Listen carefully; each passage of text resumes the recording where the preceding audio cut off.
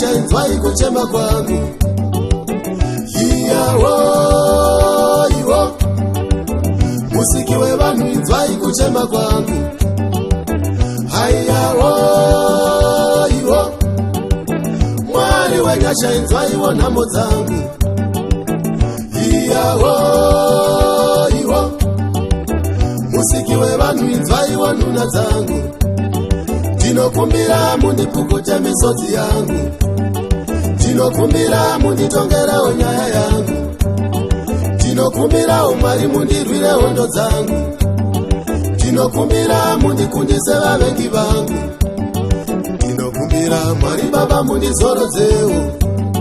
Ndinokumbira kuti mundipe makomborero ndifarewo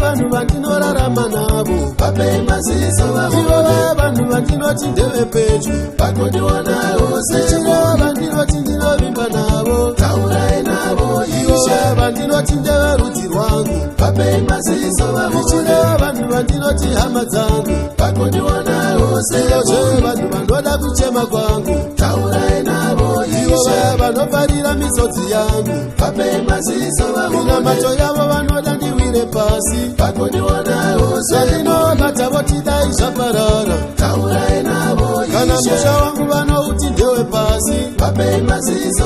imba yangu votidai yaparara vakondiwonawo sero vana vangu vanovati ndewe pasi taurai navo ishondo yavo votidai vakondewa vape maziso kana basa rangu vanoriti ndere pasi vakondiwonawo sero pfuma yangu votidai yaparara yapera kuti pe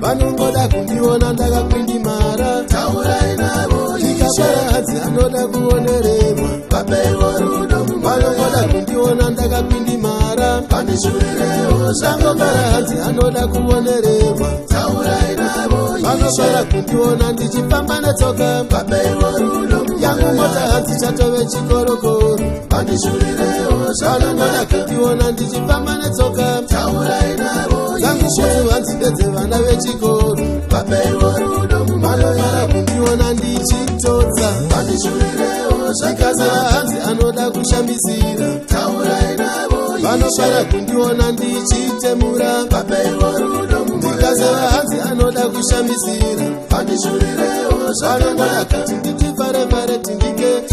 ivo mushama vomufaro usingaperi vapewo rudo vanogara kuti nditifare tambure pandishivo zvakashama vomugaro usingaperi